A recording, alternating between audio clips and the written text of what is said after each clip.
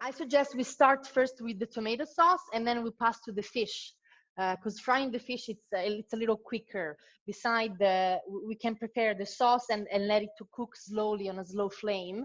And like this, after we can go to the fish. Okay, so if you're ready, we start by the onion. So you can start chopping the onion, cleaning it before. So have a skillet for frying the fish ready for later. And I have a little pot, which probably it's too little. Sorry, I'll change it. Now that I see how much fish I have.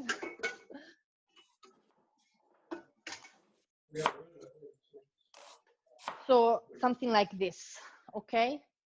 Get her out of the kitchen, so about the onions, I suggest to do them, I've cut the onion in half.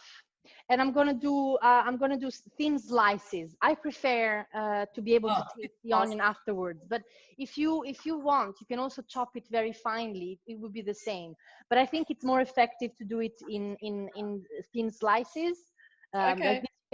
You'll be able to taste the onion better. But as you prefer, really. Mm-hmm. I'm preparing the Livorno, where is that? It's the region. Is it on the coast? I was just thinking. You mean of the recipe? About fish. Yeah, the Livorno. That's a region, isn't it? Yes. Actually, it's a city. It's a city on the coast of Tuscany.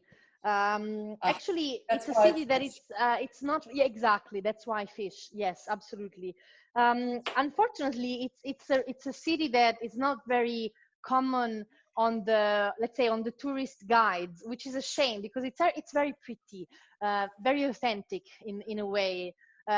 Even also if you consider that a lot of people traveling to Tuscany, especially for the first time, they of course pay a visit to Pisa and maybe Lucca, but they never go to Livorno. Livorno, it's very pretty actually. It's a very nice town, and they have very good food. They have a lot of recipes that are original from there. They are very, very good. Yeah, absolutely. And this is one of them. This is actually my father's favorite recipe. Well, one of the many. One of the many favorites. So you're chopping up finely, or just not so fine? So because they're fresh, again, I'm just not too fine. I'm just in small pieces, rather small. I mean, chopping them in pieces, actually. Yeah. So that they release a bit of the pulp as well inside. But again, if you were using also peeled tomatoes, it's totally fine.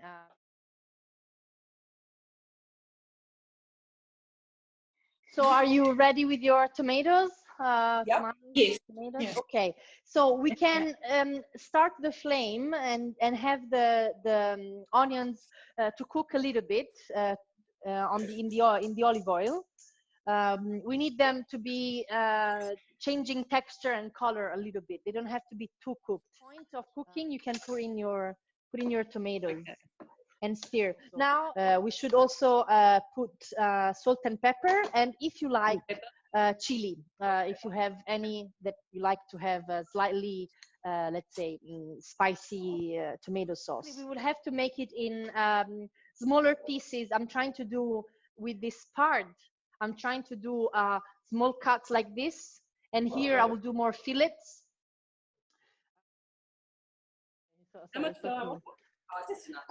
So I've put a few spoons on this dish, and then if you need more, you can still add it, because we'll passing one piece at the time into the flour. So I'll show you, and then you can judge. You simply pass it inside the flour and make sure with your fingers that it sticks well to the fish. Okay, simply that. Well, so there's another way of doing this for this recipe that my father had suggested, but I thought it was not necessary. But well, that's the way he prefers. But you can do also a batter using flour, and if you have beer or sparkling water, and it's very simple. It's like a tempura.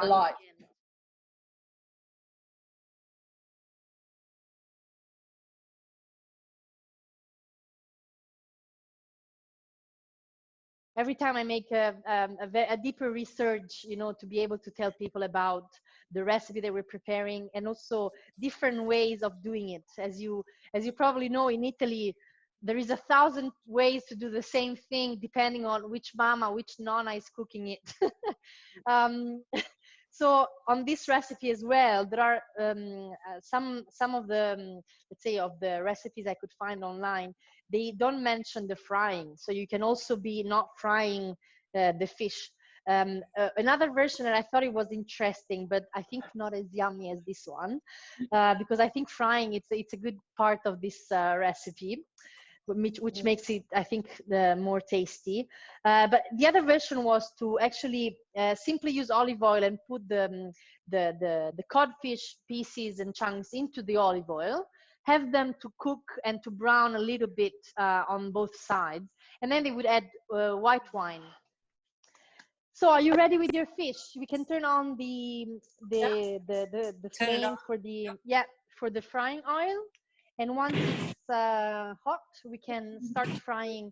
So I will get it now. I have a dish with the paper to lay on the fried fish, so that the oil will be absorbed by the paper a little bit.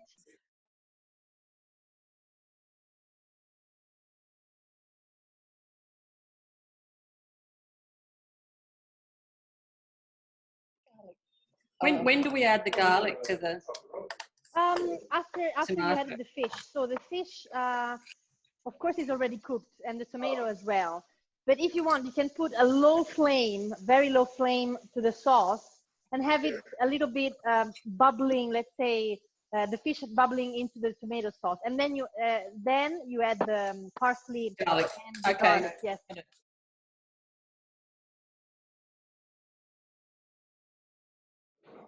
What do you think? Is it good? Yeah, yes, lovely. You think it's ready? Yes, I think we're probably ready to serve. Have we got? What about you, Val and Kate? Do you think it's ready, your dish? Yes, it's delicious. I just tasted. So nice. Oh, really? Good, good, good. So tasty. Good.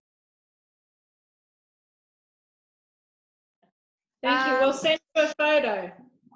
Thanks. Please do share. And let me know what the family thinks about it, okay? I'll switch again to the speaker view so that we can say bye. Thank you very much for joining. Thank you so much. I've so enjoyed being back in your kitchen. Thank you. Yes, lovely to go back there. Very welcome. Thank you. Thank you so much. That was Buon appetito. Enjoy. Ciao. Bye, Val. Bye, Kate. Ciao. Thank you. Bye-bye. Thank you.